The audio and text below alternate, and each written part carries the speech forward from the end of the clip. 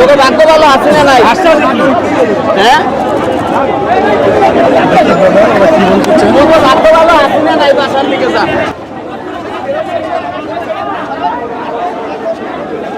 কি বলতে চান এইচএসসি শিক্ষার্থীদের এই আন্দোলন? কিছু বলার নাই, ওরা মাতকা শক্ত। টিকটক আর ওদের নিয়ে কিছু বলার আছে?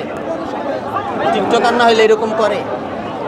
তাদের আন্দোলন কি যুক্তিক? কি মনে হয় আপনার? কোনোভাবেই না।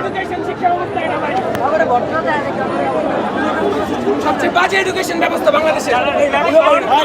আমরা যদি স্বাধীন দেশে আমরা যদি আমাদের দাবি না জানাতে পারি, পানি ভাঙা গেছি হলে হলে কোমর সমান পানি হাইটা হাইটা গেছি হলে একটা রিক্সা পর্যন্ত নাই।